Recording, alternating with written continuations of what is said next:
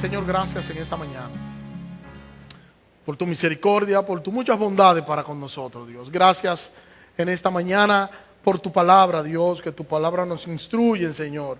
Y podemos ver en esta sección en la que nosotros estamos, Señor, que tu tiempo es perfecto, Señor, y que cuando tú determinas algo, ese algo va a suceder en tu tiempo, Señor. Gracias, Señor, te pido que nos ayude, Señor, a nosotros poder extraer de tu palabra las enseñanzas pertinentes y que nosotros podamos aplicarla a nuestras vidas y que podamos vivir, Señor, conforme, Señor, a tu palabra. Habla a nuestras vidas, Señor, como tú lo haces siempre, Señor. En el nombre de Jesús. Amén. Evangelio según San Juan, capítulo 7. Evangelio según San Juan, capítulo 7. Vamos a estar leyendo desde el versículo 10. Evangelio según San Juan, capítulo 7, versículo 10. Leemos.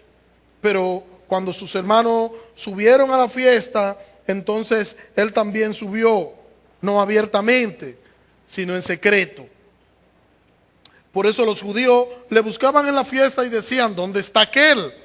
Y había mucha murmuración entre la gente acerca de él. Unos decían, él es bueno. Otros decían, no, al contrario, extravía a la gente. Sin embargo, nadie hablaba abiertamente de él por miedo de los judíos. Pero ya a mitad de la fiesta, Jesús subió al templo y se puso a enseñar. Entonces los judíos se maravillaban diciendo, ¿cómo puede éste saber de letra sin haber estudiado? Jesús entonces le respondió y dijo, mi enseñanza no es mía, sino del que me envió.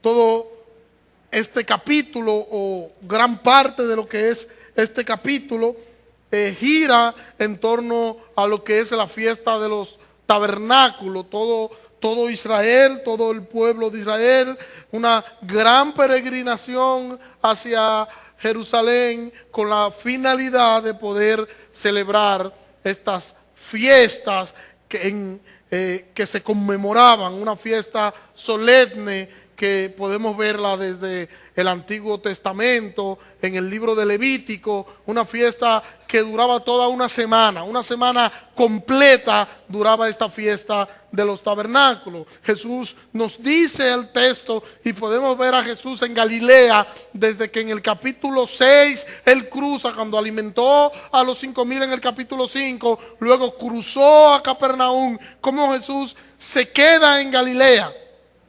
Y se queda luego de que sus hermanos le dijeran en los versículos que anteceden lo que nosotros hemos leído. Sus hermanos le dicen, mira, tú tienes que exhibirte, tú tienes que ir a la fiesta si tú quieres darte a conocer, si tú quieres que la gente te conozca y si tú quieres que la gente pueda saber las cosas que tú haces. Tú debes ir a la fiesta de manera pública, hacer las cosas que tú haces para que la gente entonces reconozca lo que tú eres. Tú, como que tienes un espíritu de grandeza y tú quieres ser grande, debes hacerlo en el lugar correcto, y el lugar correcto es esta fiesta.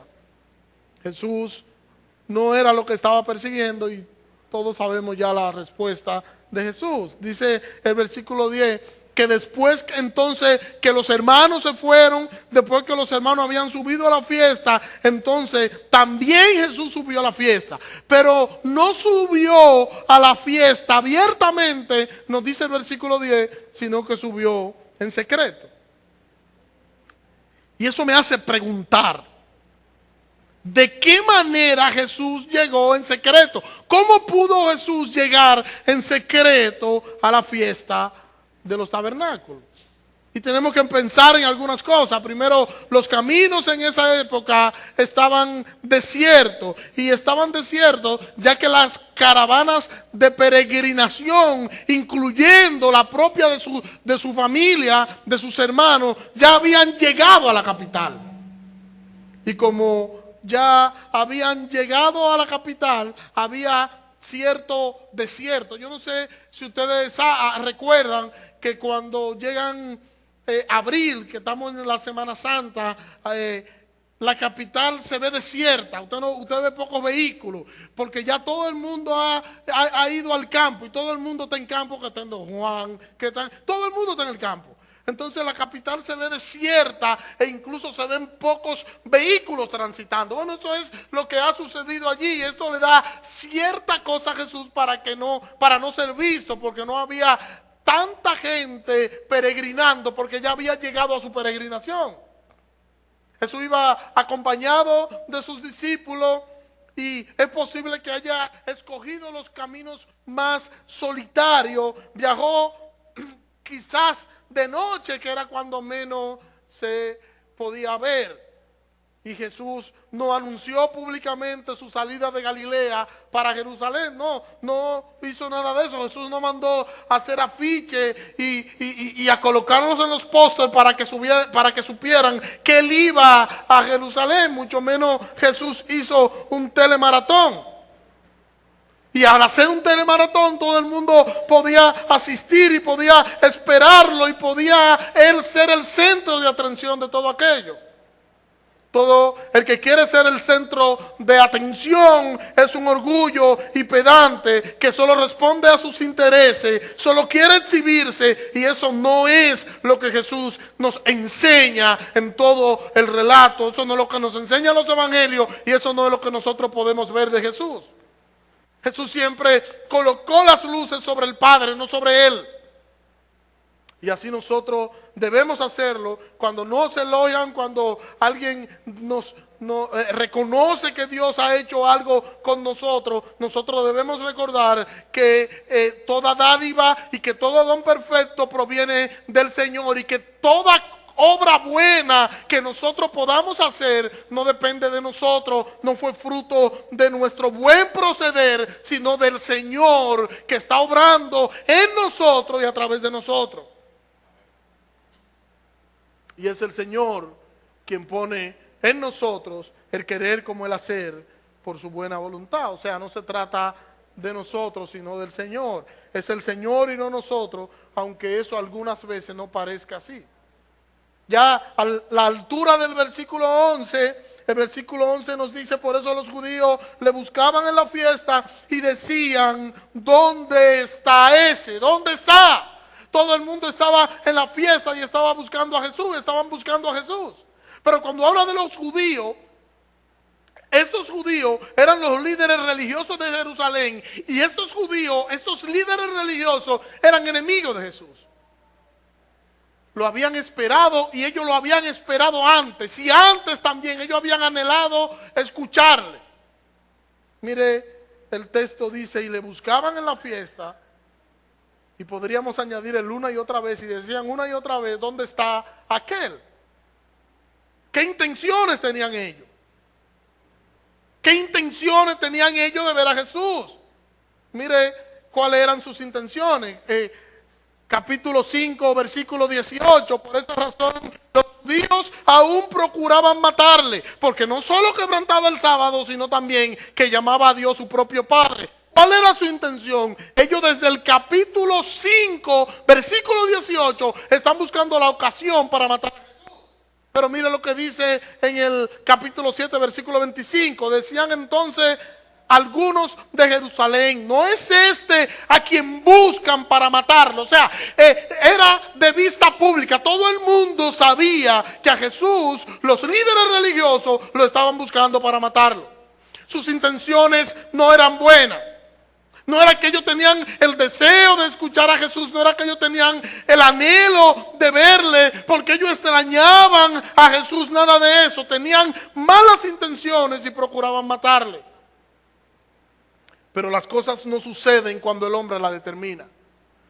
Las cosas suceden cuando el Señor las determina, porque las cosas suceden de acuerdo o responden de acuerdo al plan perfecto y maravilloso de nuestro Dios. Las cosas no suceden por coincidencia, las cosas no suceden a nuestro alrededor porque hubo una coincidencia y ¡ay, que mira cómo que sucedieron por accidente! No, responden al plan perfecto y maravilloso de nuestro Señor. Mira tu vida, observa en tu vida lo que sucede a tu alrededor y te darás cuenta que el Señor está trabajando en ti, el Señor está trabajando en los tuyos y que el Señor sigue haciendo su obra en ti, por ti y para ti.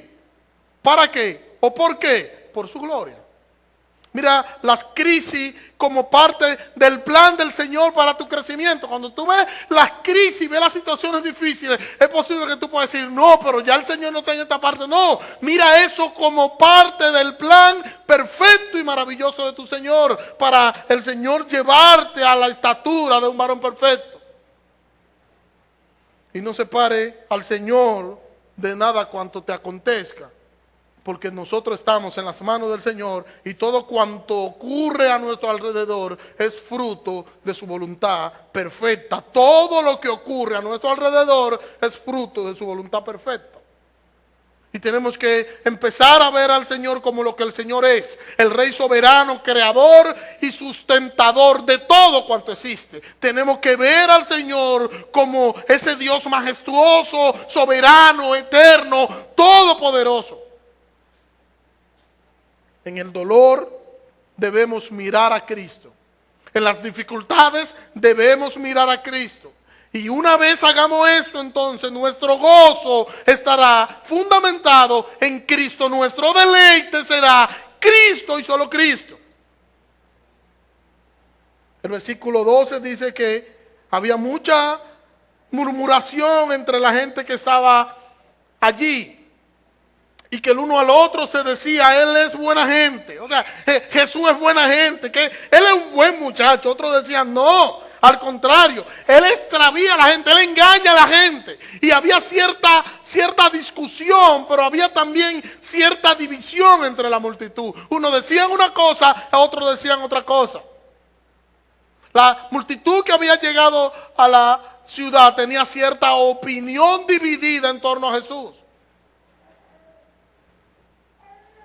Estas multitudes, tenemos que decir, que no solo viene de Galilea, viene de toda parte de la Tierra Santa, de toda la diáspora donde se encontraban los judíos, y estaban todo dividido en cuanto a su sentimiento contra Jesús.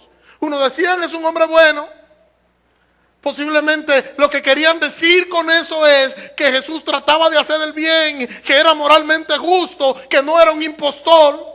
Pero otros, sin embargo, diferían totalmente y decían que él era un engañador, que él lo que hacía era extraviar al pueblo. O sea, cuando habla de extraviar al pueblo, están haciendo el énfasis de que Jesús lo que era un engañador del pueblo. Veían a Jesús, lo veían como un simple demagogo o como un falso profeta. Veían a Jesús como alguien que estaba interesado en atraer a la multitud hacia sí mismo con fines egoístas. Al final, ninguno de los dos grupos sabía en realidad quién era Jesús. Ninguno, ni lo que decían que era bueno, ni lo que decían que era un engañador. Ninguno de los dos grupos sabían quién era Jesús. El que habla de Jesús como un hombre bueno, simplemente no sabe en esencia quién es Jesús. El que lo tilda de engañador, es obvio que no lo conoce, no sabe tampoco en esencia quién es Jesús. Y nosotros podemos preguntar en esa mañana y nosotros podemos decir, ¿quién es Jesús? ¿Quién es Jesús? Y para contestar esa pregunta quiero ir al capítulo 1 de Juan. Leamos algunos versículos bíblicos y dice, capítulo 1 de Juan, versículo 1, dice Juan, en el principio era el verbo, y el verbo era con Dios, y el verbo era Dios. Él era en el principio con Dios. Todas las cosas fueron hechas por medio de Él, y sin Él nada de lo que ha sido hecho fue hecho. En Él estaba la vida, y la vida era la luz de los hombres. Versículo 10 y versículo 11. En el mundo estaba, y el mundo fue hecho por medio de Él, pero el mundo no le conoció. A lo suyo vino, y los suyos no le recibieron. ¿Qué nos está diciendo Juan? ¿Quién nos está diciendo Juan que es Jesús? Nos está diciendo Juan que Jesús es Dios, que Jesús es el creador y que Jesús es el Señor, que Jesús es el verbo de Dios, el poder de Dios, la palabra de Dios, el logo de Dios encarnado.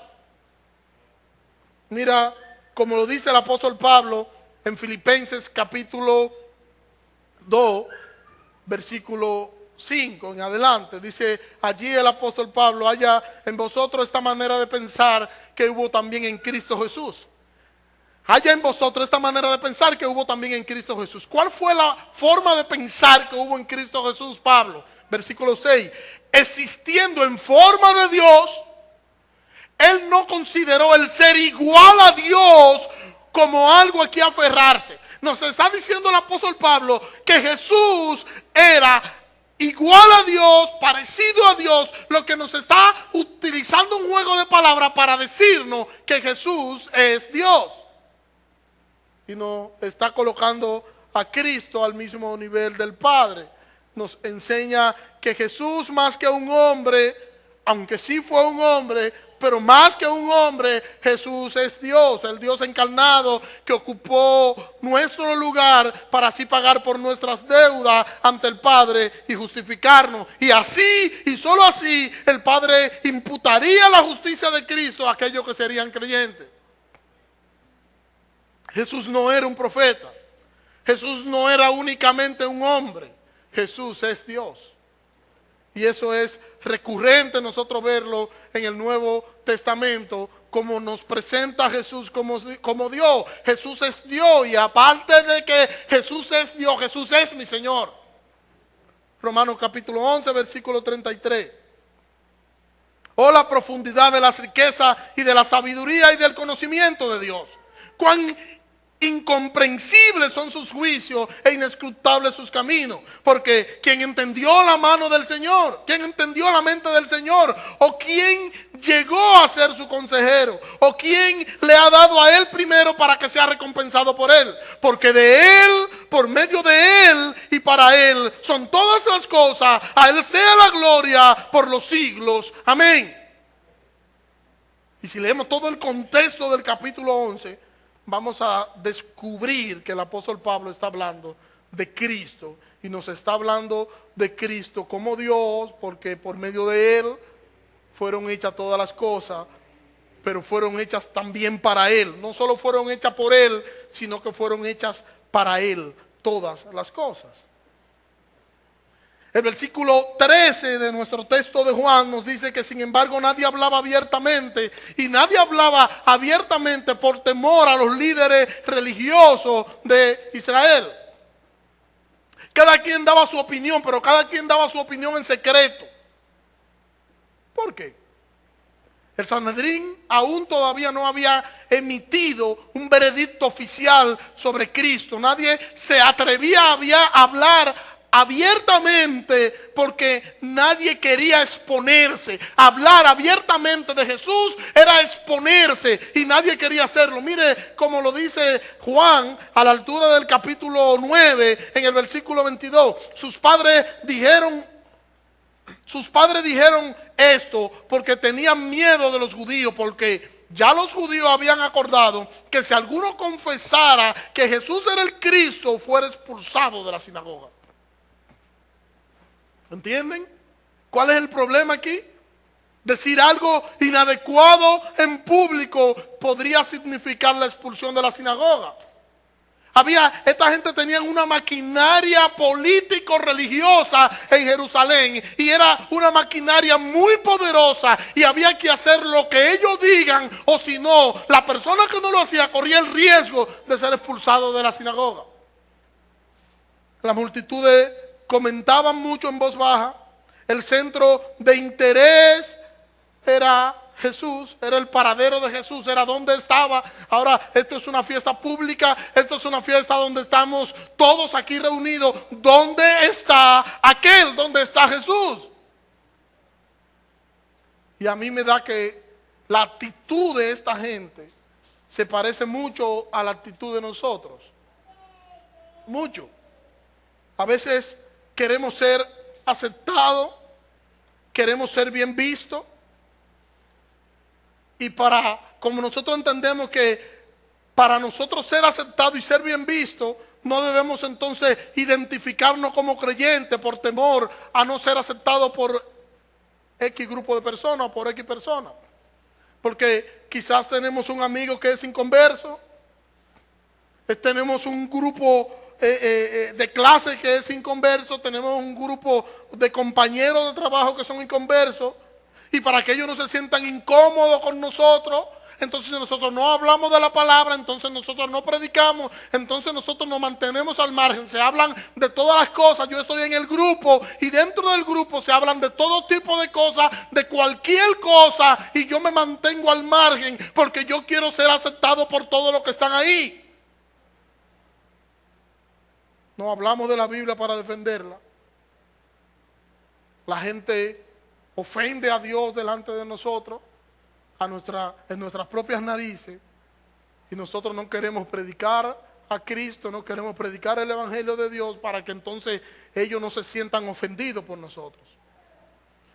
Y si vamos a hablar, hablamos en secretos, hablamos en pasillos.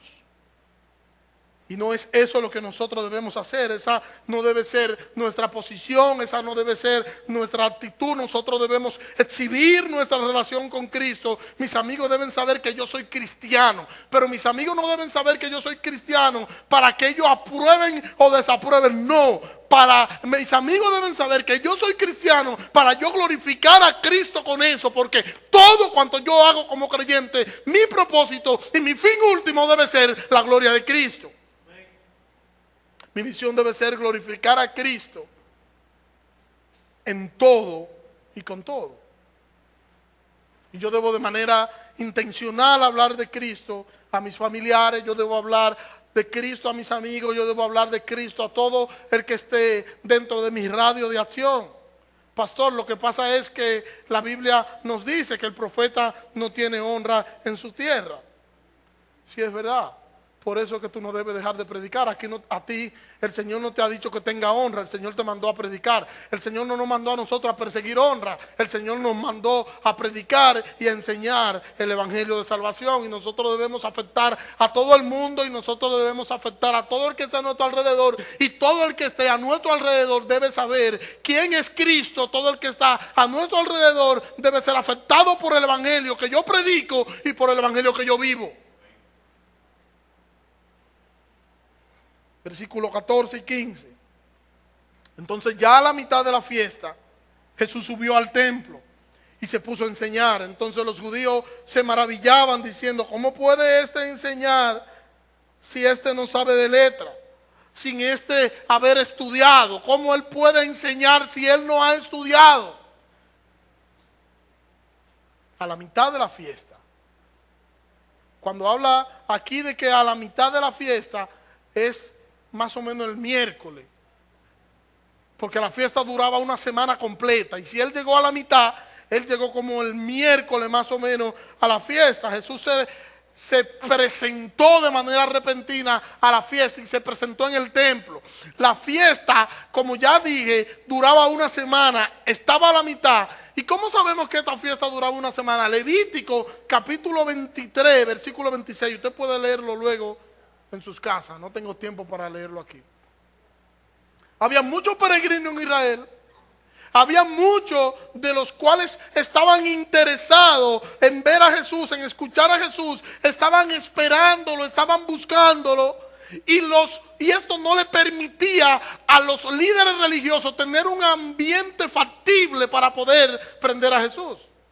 No era posible hacer ningún tipo de preparativo en torno a esto, y no era solo por la gente, no era posible hacer ningún tipo de preparativo porque el tiempo de Dios para esto aún no se había cumplido. Jesús encontró un lugar, y quizás podemos decir que quizás lo encontró en el patio de los gentiles, en el templo. De inmediato Jesús allí empezó a orar, a enseñar. Se reunió una gran multitud y allí Jesús comenzó a instruirlo. Allí no estaba haciendo milagros como fue el último milagro de los panes y los peces que había provocado todo este revuelo. No, allí él no estaba haciendo milagros, pero la gente que estaban allí iban a descubrir que Jesús es especial, no solo por los milagros, sino que iban a terminar diciendo que nunca habían escuchado a nadie enseñar y hablar como Jesús lo hacía. El pueblo pronto descubrió esto, y luego ¿quiénes se reunieron al auditorio? Se reunieron los líderes hostiles a Jesús. Escucharon por un tiempo y luego, alarmado por el contenido de lo que Jesús estaba enseñando, estos hombres que no querían aceptar la grandeza de Jesús de ninguna manera, no querían reconocer, no pudieron reconocer. Ellos no querían, no era que Jesús no le había dado evidencia, es que ellos se hicieron necios y ellos no querían reconocer que en Jesús había algo especial. Y dice el texto que se maravillaban los judíos, y yo podía agregarle a eso, se maravillaban por el atrevimiento de Jesús, que era como ellos lo estaban viendo. Su ira explotó, porque esto fue una especie de ira. Cuando usted lo lee, dice, entonces los judíos se maravillaban diciendo, ¿cómo puede este saber de letra sin haber estudiado? Usted lo dice, pero es un halago. No, no es un halago lo que le están haciendo a Jesús en esta parte. Ellos están hablando de manera despectiva y le están diciendo a Jesús que nunca él fue instruido en una escuela rabínica. Eso es lo que ellos le están diciendo. Tú nunca has sido instruido en una escuela rabínica. ¿Y cómo es posible que si ningún rabino a ti te ha instruido, tú quieres venir ahora a enseñar las cosas religiosas si tú no tienes capacidad para eso?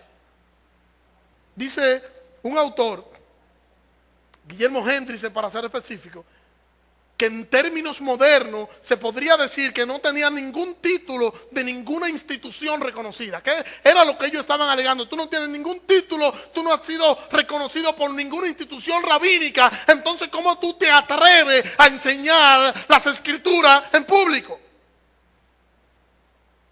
Todo lo que Jesús dijera, según esta gente, tenía que estar Jesús equivocado, porque Jesús no sabía de letras. Mire, para darle un poquito más de claridad en torno a esto, mire lo que dice segunda carta a Timoteo, capítulo 3, versículo 15. Y que desde tu niñez has conocido las escrituras, las cuales te pueden hacer sabio para la salvación por medio de la fe que es en Cristo Jesús. Y esto lo que nos lleva a entender es que el aprendizaje judío se centraba en los escritos sagrados y en su interpretación. Todo lo que era el aprendizaje de un niño giraba en torno a los estudios o a las escrituras y a su interpretación. Todo giraba en torno a eso. Desde la niñez, desde niño, un niño se instruía, un niño se enseñaba, y era con el texto sagrado. Lo que ellos querían dar a entender es que Jesús simplemente estaba expresando sus propias opiniones personales acerca de asuntos religiosos profundos, y que él no podía manejar según ellos. Y por eso había que negarse a seguir escuchándolo, y por eso había que dejar de escucharlo. Mire cómo lo dice Guillermo Hendricks, hablando sobre este aspecto, del versículo 15 y versículo 16. Cito: en su respuesta, Jesús muestra que los críticos no habían pensado en la posibilidad de que el contenido de su enseñanza pudiera proceder de otra fuente, muy superior a cualquier seminario judío. Tal como lo veían los críticos, habían solo dos posibilidades.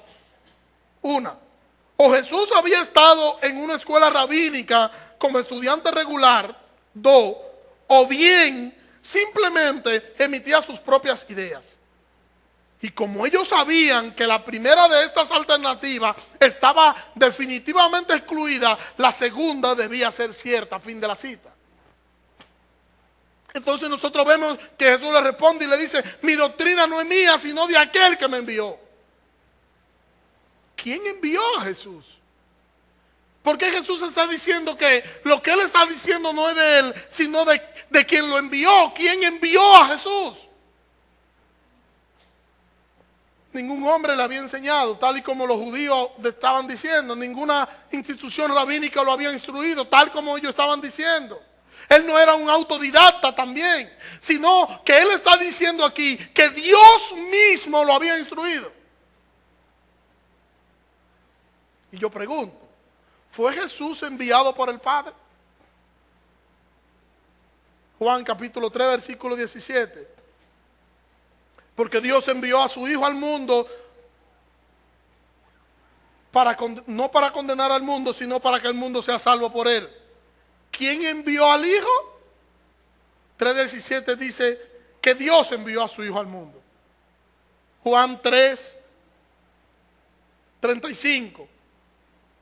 Porque el que Dios envió habla las palabras de Dios, pues Dios no da el Espíritu por medida. El Padre ama al Hijo y ha puesto todas las cosas en su mano. El que cree en el Hijo tiene vida eterna, pero el que desobedece al Hijo no verá la vida, sino que la ira de Dios permanece sobre él. ¿Quién envió al Hijo? Dice aquí, Dios. Capítulo 5, versículo 37. Y el Padre que me envió ha dado testimonio de mí, pero nunca habéis oído su voz ni habéis visto su apariencia. ¿Quién dice el versículo 37 que lo envió? El Padre. Jesús está diciendo que Él no fue quien vino por su propia cuenta, sino que quien lo envió le dio las palabras que Él iba a decir. No solo había recibido el contenido de su enseñanza por el Padre en el cielo, sino que también había recibido el mandato divino de transmitir esa enseñanza a los hombres. Y ese es Jesús. Y sus enemigos deben tomar esto en cuenta, que el que repudia a Jesús, el que repudia el mensaje de Jesús, está repudiando a Dios mismo. Juan capítulo 5, versículo 23 y 24, porque el Padre no juzga a nadie, sino que todo el juicio lo dio al Hijo, para que todos honren al Hijo como honran al Padre. El que no honra al Hijo no honra al Padre que le envió. De cierto os digo, que el que oye mi palabra y cree al que me envió tiene vida eterna. El que no viene, el tal no viene a condenación, sino que ha pasado de muerte a vida. De cierto os digo, que viene la hora, y ahora es cuando los muertos oirán la voz del Hijo de Dios, y los que oyen vivirán. Porque así como el Padre tiene vida en sí mismo, así también dio al Hijo el tener vida en sí mismo. Y el versículo 30 dice: yo no puedo hacer nada por mí mismo, como oigo juzgo, y mi juicio es justo, porque no busco la voluntad mía, sino la voluntad del que me envió. Y Mateo capítulo 10, versículo 40 dice: el que os recibe a vosotros, a mí me recibe, y el que me recibe a mí, recibe al que me envió. Parecería un juego de palabras, pero no lo es. El que recibe al Hijo, recibe al Padre. Y el que recibe a los discípulos del Hijo, recibe al Hijo mismo. Nosotros no andamos por nuestra propia voluntad, y nosotros no vamos en nuestro propio nombre. No, nosotros no hablamos en nombre nuestro, sino que hablamos en nombre de Cristo. Somos mensajeros del Dios viviente y proclamamos el evangelio de salvación.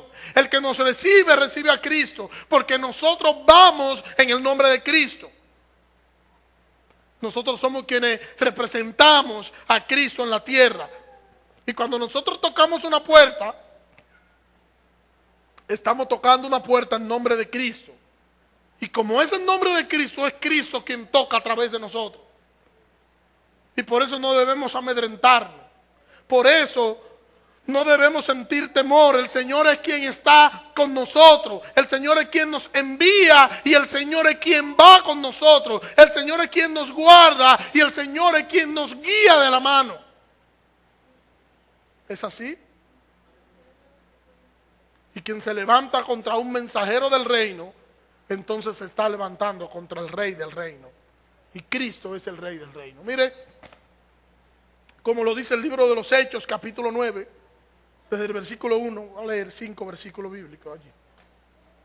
Hechos 9, versículo 1. Entonces Saulo, respirando aún amenazas y homicidio contra los discípulos del Señor, se presentó al sumo sacerdote y le pidió carta para la sinagoga en Damasco, con el fin de llevar preso a Jerusalén a cualquiera que hallase del camino, fuera hombre o fuera mujer. Mientras iba de viaje, llegando cerca de Damasco, aconteció de repente que le rodeó un resplandor de luz desde el cielo. Él cayó en tierra y oyó una voz que le decía: Saulo, Saulo, ¿por qué me persigues? Y él dijo: ¿quién eres, Señor? Y él respondió: yo soy Jesús, a quien tú persigues. ¿Yo soy quién? Jesús, a quien tú persigues. Yo pregunto, ¿él perseguía a Saulo de manera literal a Jesús? No. El que persigue a la iglesia de Cristo, a Cristo persigue. El que se levanta contra un creyente, se levanta contra Cristo. El que no escucha la voz del creyente cuando proclama el evangelio, no escucha a Cristo. Ese mismo que le digo a Saulo: yo soy Jesús a quien tú persigues. El que persigue a la iglesia, por demás está a decir que está persiguiendo a Cristo. Porque la iglesia es el cuerpo de Cristo. Porque Cristo es la cabeza de la iglesia. Y es Cristo que murió por la iglesia. Y fue Cristo quien se entregó por la iglesia. Y cuando nosotros vamos al mundo, cuando nosotros vamos y predicamos y enseñamos a nuestro alrededor, nosotros lo hacemos en el nombre de Cristo. Y lo hacemos por Él y lo hacemos para Él. Entonces eso debe llevarnos a reflexionar a nosotros. ¿Estamos nosotros proclamando el nombre de Cristo? ¿Estamos nosotros enseñando el evangelio a nuestros amigos, a nuestros familiares, a nuestros vecinos, a todo nuestro radio de acción? ¿Estamos nosotros afectando a todo el mundo con el evangelio? ¿Estamos afectando a mi familia? ¿Está siendo afectada con el evangelio? Mis amigos, mis compañeros de clase, mis compañeros de trabajo. Todo mi radio de acción está siendo afectado por el evangelio, porque Cristo me envía a todo mi radio de acción en su nombre a proclamar el poderoso evangelio de salvación. ¿Qué nosotros estamos haciendo? ¿Qué nosotros estamos haciendo con el mensaje? ¿Qué nosotros estamos haciendo? Los judíos se maravillaron, dice el versículo que dice: entonces los judíos se maravillaban diciendo: ¿cómo puede este saber de letras sin haber estudiado? ¿Cómo puede este tener el dominio y el conocimiento de lo que está diciendo? ¿Cómo puede tener sentido lo que él está diciendo cuando él no ha estudiado las escrituras? Y Jesús dice: yo no vengo en nombre mío, mi enseñanza no es mía, sino que yo vengo en nombre del que me envió, y el que me envió fue el Padre. Si alguno quiere hacer su voluntad, sabrá si mi enseñanza es de Dios o no es de Dios. Le está diciendo: si alguno de ustedes hace la voluntad de Dios, ustedes tienen que estar convencidos si lo que yo digo es de Dios o si lo que yo digo no es mío. Y quiero que apliquemos eso en esta hora nosotros. Cuando nosotros vamos a predicar, cuando nosotros vamos a enseñar, cuando a nosotros nos toca, nos corresponde a nosotros mostrar a Cristo a alguien, como nosotros lo estamos haciendo. Nos estamos dejando seducir por las palabras que ellos dicen, o estamos nosotros convencidos que nosotros vamos en el nombre del poderoso Hijo de Dios, que nada ni nadie lo puede detener. Y si nadie puede detener al Hijo de Dios, nadie puede detenernos a nosotros. Porque nosotros vamos en su nombre. Nosotros vamos como peregrinos y vamos en su nombre. Y en el nombre de Cristo nosotros estamos enseñando el evangelio. ¿Qué nosotros estamos haciendo? ¿Quién está siendo afectado por el evangelio a mi alrededor? ¿Qué yo estoy enseñándole a todo el que está a mi alrededor? Si se dan cuenta de esto que nosotros acabamos de leer, cuando la gente llega a la fiesta, la gente está buscando a Jesús. Ya Jesús había afectado a todo el mundo y la gente está buscando. ¿Y dónde está este? Estaban buscando lo que se sentían cómodos con lo que él decía. Estaban buscándolo los enemigos también. Jesús tenía enemigos, sí. Se buscó enemigos simplemente por hacer la voluntad del Padre. También nosotros vamos a tener enemigos que nos lo vamos a agenciar simplemente por nosotros querer hacer la voluntad de nuestro Dios, por nosotros obedecer la palabra del Señor, por nosotros obedecer el mandato bíblico. Eso nos va a agenciar mucha gente que no quiera saber de eso, pero eso no es lo que nosotros debemos perseguir. Nosotros no debemos perseguir caerle bien a alguien, congraciarnos con nadie. El propósito principal y fundamental del creyente debe ser glorificar a Cristo y solo a Cristo a través de todo cuanto hace de tus acciones. ¿Estamos nosotros glorificando a Cristo? ¿Qué tú estás haciendo con el mensaje del evangelio? ¿Qué tú estás haciendo? ¿Puedes tú decir que lo que tú enseñas te lo mandó a decir el Padre? ¿Cómo tú sabes eso? Si tú enseñas las escrituras, es cierto, lo que tú enseñas te lo mandó a decir, se lo mandó a decir Cristo a la persona a quien tú le enseñas. Si tú estudias la Escritura y tú haces una buena aplicación de ella, pero es lo que tú estás haciendo. ¿Estás tú enseñando y afectando a otro con el Evangelio? ¿Qué tú estás haciendo? ¿Cuál es tu posición? ¿Qué tú quieres hacer? ¿Tú quieres que cuando Cristo venga o cuando tú mueras? Bueno, yo duré tantos años sentado en una iglesia escuchando a un pastor predicar, haciendo una vida normal. Yo iba a mi trabajo, iba a la iglesia, iba a la iglesia, iba a mi trabajo, y en torno a todo eso gira tu vida. ¿O tú quieres que al final de tus días tú tener la plena convicción de que tú pudiste trastornar todo el mundo, todo el radio de acción tuyo, pudiste trastornarlo con el evangelio de salvación? ¿Cuál es tu posición? No estamos en tiempo de estar sentado y satisfecho, salvo, sentado y satisfecho. No estamos en ese tiempo. Estamos en el tiempo de nosotros poder hacer con la palabra lo que la palabra nos dice que nosotros debemos hacer. De nosotros tomar la palabra como una semilla y empezar a regarla, y que cuando caiga en el terreno que caiga, que el Espíritu Santo le dé el crecimiento. Pero para eso yo tengo que regar la semilla. ¿Estamos nosotros haciendo eso? ¿Qué tú estás haciendo con el evangelio, mi hermano? ¿Qué tú estás haciendo con la enseñanza que el Señor te ha dado para que tú puedas transmitirla a otro hombre? ¿Qué tú estás haciendo? ¿La está guardando? Hay quienes están muriendo a nuestro alrededor y nosotros tenemos el antídoto y no se lo damos. ¿Qué está sucediendo? El Señor nos ha mandado a nosotros a predicar el evangelio de salvación. Y el Señor le plujo salvar a los creyentes a través de la locura de la predicación. Por ello nosotros debemos predicar, nosotros debemos proclamar el evangelio, y aquel que sea de salvación, que escuche el evangelio, el Espíritu Santo lo va a convencer de pecado y lo va a traer. Pero nosotros tenemos el compromiso de predicar. Nosotros tenemos el compromiso de presentar a Cristo. Nosotros tenemos el compromiso de nosotros poder vivir y enseñar la palabra de Dios. ¿Es así como estamos haciendo? Si no es así como estamos haciendo, que el Señor nos perdone y que el Señor nos ayude a poder proclamar el mensaje de salvación.